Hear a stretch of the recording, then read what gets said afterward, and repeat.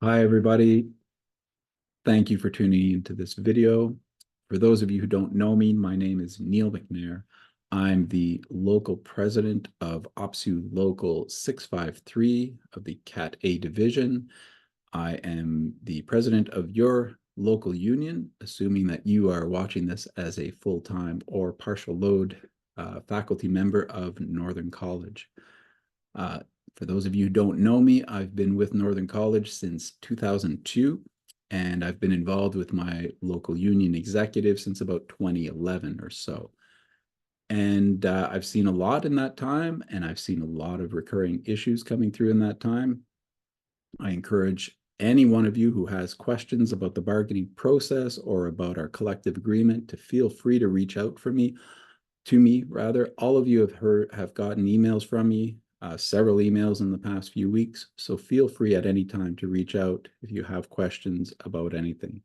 Today with this video, I'm hoping to address the upcoming strike mandate vote and to encourage you to vote yes in this vote.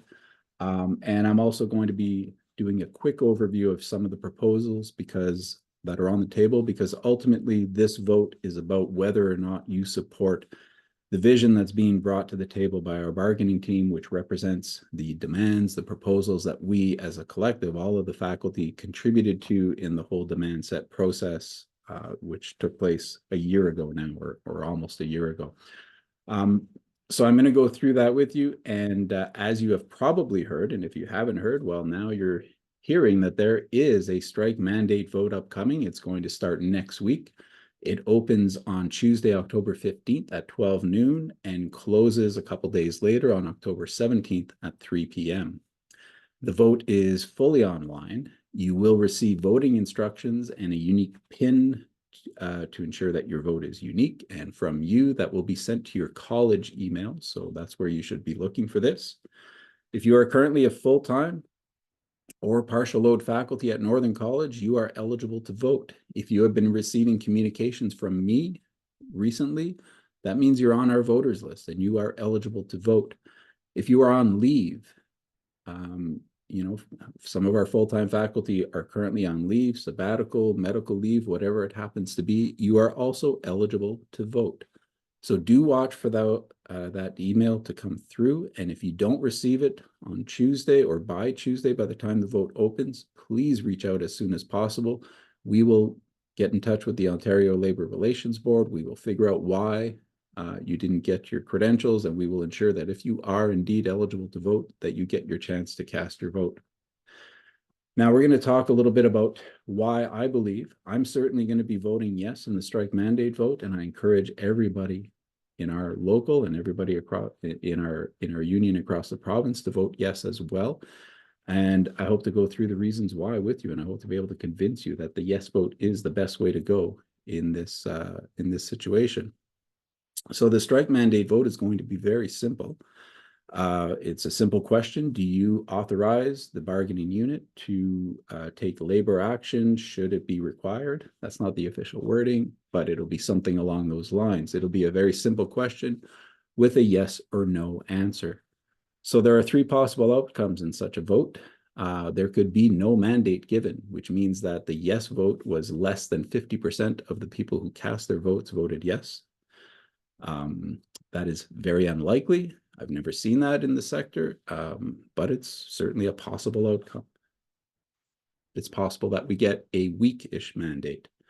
Now, you'll notice that it's very easy to say, no mandate is less than 50%, so it's easy to put that number in there. With a weak mandate, I haven't put a number, simply because it's difficult to predict with this sector. With other sectors, they would say, a strong mandate is 90% or up.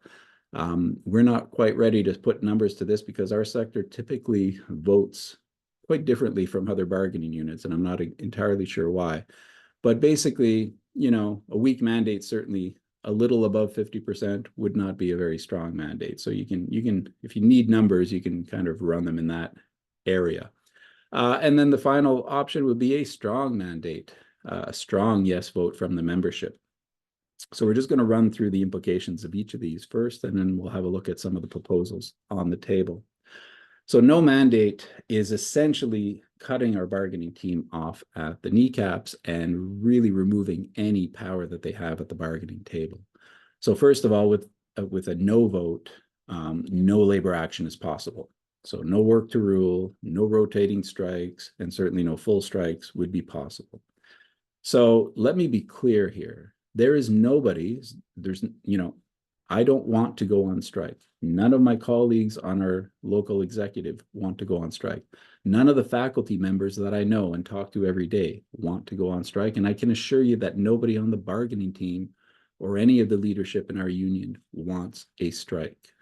The College Employer Council in their recent communications would make it sound like we have been, that we have, we're anticipated. We can't wait to get out on strike. I can assure you that nobody wants that. But voting no in a strike mandate vote is not the way to ensure this. First of all, it's highly unlikely that we'll get less than 50% yes vote, highly unlikely. But secondly, if you remove the strike mandate option from our bargaining team, you are basically removing the only power they have at the negotiating table. All of the power now rests with the employer. They still have the option to lock us out. They still have the option to impose a contract on us with no vote or negotiation at all. They still have the option to put a contract out to the vote of the membership without the approval of the union, without it being negotiated by the union leadership. So a no vote really removes any power that the union has to negotiate for their demands. There is almost no chance that any of our proposals will make their way into the next contract. Our working conditions will become worse. Our students' learning conditions will become worse. And the needed changes, I mean, we have been asking for changes in the workload formula for years and years, and even more so in the last 10, and even doubling that in the last 5 or 6. With the increase of online teaching, there has been no recognition of the additional work that's involved in online or multimodal delivery, and that's one of the huge things that we're looking for. We can guarantee that that would not make its way into our contract in this case. So there is literally no reason to vote no. You're on this team. Some of you may not be hugely in favor of unions or have a positive view towards them. Regardless, you are in a union now, and there is a vote coming. And by voting no, you are essentially voting against your own interest, against your own team, and removing any power they have to advocate for you. So let's move on to a weak mandate. This is a possible outcome for sure. Labor action is possible with a weak mandate. Okay, a mandate is a mandate. So above 50%. And then the bargaining team does have the authority to call for labor action should it be required. What a weaker vote does is gives less incentive to the employer, the College Employer Council, and the colleges in general to take our demands seriously. If they don't think that the union membership is serious about these proposals, think that these are important things, changes that need to make their way into our collective agreement, they are far less likely to put them in there and to remove the concessions that they're seeking.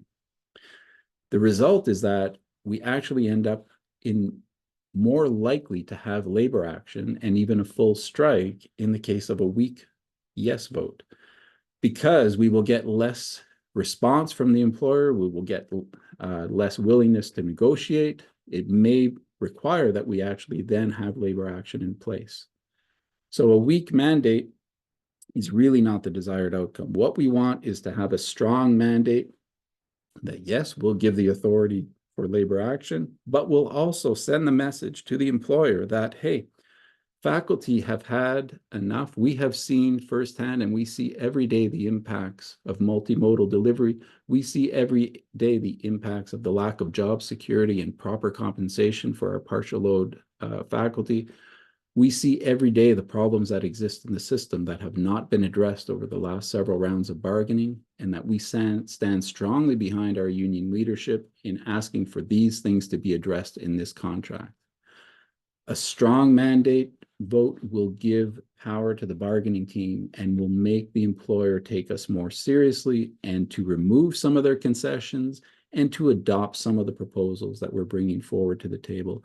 and hopefully result in a negotiated settlement, one that both the colleges and the union can bring to us for a vote and recommend that we vote to accept. That is the best outcome that we can have, and that's what we're looking to get to. So I'm making the point that this is really about how much you support the proposals that are on the table. And so you need to be familiar with those proposals. So please, I'm going to go through, I'm trying to keep this video as short as I can. So I am going to go through some of the summary of the main proposal areas from both sides as quickly as I can. I really encourage you, if you're not familiar with what's out there, what's on the table, to go use the links that are posted below this video, to go to the union's website to look up their proposals. Go also to the College Employer Council website and look at what they're putting out, look at their communications, compare the tones of these communications, compare the substance of what's being proposed. And I think that it will speak for itself. I always encourage our members to read the proposals from the colleges and the College Employer Council, because I know that it does the best job of convincing people that we're on the right side, that we are fighting for the right things, and the colleges are simply trying to hold the line and trying to get the cheapest route possible they can to keep the colleges going and to kind of undermine that quality that we're trying to bring to our programs. So let's do a quick comparison of some of these proposals that are on the table. Okay, in terms of wages, this one's pretty straightforward. The union's coming to the table asking for 5% increase in wages across the board for both partial load and full-time faculty over a 2-year contract, resulting in a 10% increase in 2 years. They are also asking to remove the 2 lowest steps from the salary grid and add 2 to the top. This, of course, helps people who are low on the salary grid, because those who are in those bottom 2 steps will automatically bump up to higher steps. And of course, it helps those who have been in the system a long time, who are at the top step, to give them a higher salary to move up to, and it helps everybody coming up in the system as well to give a higher salary to attain. The employer is countered with 8% over 4 years, a 2% rate raise per year. I don't have to tell any of you what inflation has been over the last few years. For those of you who have been with the colleges for a little while, you know that our past contracts have historically had from 1 to 2% raises, which even when inflation was more reasonable, those raises were still below inflation. So even in our current contract, which just expired after Bill 124 was repealed, we did get 3%, 3%, and 3.5. But as I said, you know what inflation was. It was 6 to 7%. We have been falling behind in real dollars in our wages for years and years. Even the 5% being proposed really won't catch us up to where we should be, but it'll get close, and certainly closer to this 2% proposal. Into workload. Partial load professors, we are seeking, the union is seeking better access to the registry, which gives them some job security. Remember that partial load colleagues have to reapply for their job every 4 months. They are on 4-month contracts, semester to semester, never guaranteed that they're going to get partial load status again or even a contract again, and never guaranteed that they're going to get courses that they're familiar with or experts in that they've taught repeatedly. They have some security from our last contract that gives them access via the partial load registry. We are trying to make it easier for them to access that, and we are trying to get them better recognition for the additional work they do, which is currently not recognized by their pay, which is only based on teaching contact hours. The employer, by contrast, is looking to make it more difficult to access the partial load registry, is making it more difficult to retain their status in the registry, and is removing any teaching contact hours for asynchronous delivery courses, which I don't even know how they'll be paid in that case, since they're only paid based on teaching contact hours. For full-time professors, we are seeking more time for courses with online components. This one is huge, guys, and the employer hasn't even countered with anything of any substance on this, man. We've been asking for this going back to 2015, at least 2010, I think. for more time for online delivery. Well, online delivery used to be what we talked about in 2015 times. Now we're talking about not only are you teaching online, but you've got students in front of you. You have to record your session. You've got every kind of mode going on. It is a huge amount of work, and there is zero obligation for the college to recognize that additional work in the current collective agreement. This needs to change. We are also seeking more time for evaluation and feedback. There is simply not enough time in the current formula to properly give good feedback to the students that we have. We're trying to look at limiting the SWIFT, the maximum total hours. Most people, 40 hours a week is a normal work week. For some reason, we have 44-hour work weeks. So we're trying to scale that back to a 40-hour work week. And we're looking to increase time for complementary functions from 6 to 8 hours. So currently we all get 6 hours on our SWIFT for administrative functions, such as responding to emails, and 4 hours for out-of-class assistance. We're trying to add 2 hours to that to simply recognize the fact that administrative functions alone, how much time are you spending responding to accessibility requests from students for testing, for example? How much time are you spending dealing with things like quality assurance audits? This is all the administrative tasks that have grown so much in the past 10 years, and yet the time allotted for them has not changed. The employer, of course, is doing pretty much the opposite of what we think should be done. They are not recognizing any additional time for multimodal delivery. They're actually reducing time for assisted evaluations. They are removing teaching contact hours for asynchronous delivery. They believe that every asynchronous course is prepackaged, complete, and there is nothing for a professor to do other than to review some of the work being submitted. Those of us who teach asynchronous courses know that there's a tremendous amount of work and that not every asynchronous delivery has a complete course in a box where all the work is done. It is absolutely unfathomable that they are removing teaching contact hours for this mode of delivery. They also want to further divide post-secondary faculty from non-post-secondary faculty. We already have different limits in terms of total teaching weeks and hours. They want to further expand that for non-post-secondary faculty, increasing their teaching hours per week and their total teaching weeks per year, making it nearly impossible for them to access any professional development or to do anything outside of just teaching students constantly. Lastly, I'm going to have a quick look at vacation and professional development days. We are looking to increase professional development days. The reality is that in most of our sectors, there are new technologies coming along. Just in terms of teaching itself, we're having to deal with new technologies that we need to keep on top of. And there are more and more demands for credentials and trainings that are required as part of what we're delivering. And yet it is already a challenge to find the time to take PD days that we have to get that training to keep up with what we need to do to teach our courses properly. We want to maintain, this isn't even a demand, we're just trying to hold on to what we currently have, which is a requirement for the college to allow us to take 5 consecutive days of professional development. We all know that you can't just jump in and out of, I'm teaching one day and today I'm just doing PD. Having 5 days allows you to actually get into some proper professional development. The employer has thrown out this idea of redefining the academic year from 10 to 12 months. They're claiming this gives more flexibility, even though the colleges are every college in the system is already running year-round. They already all have summer intakes. They're making it work. The flexibility is already there in the collective agreement that allows them to do this. But what redefining the academic year will do is put at risk our vacation time, our ability to take a block of vacation like we do now. It will also put at risk anybody who's working in 11th month gets compensated for that. This puts that at risk. And they are also seeking to completely eliminate the 5 consecutive PD period. So they're not seeking to remove any of the 10 PD days, but they want to remove the requirement that 5 of them be consecutive.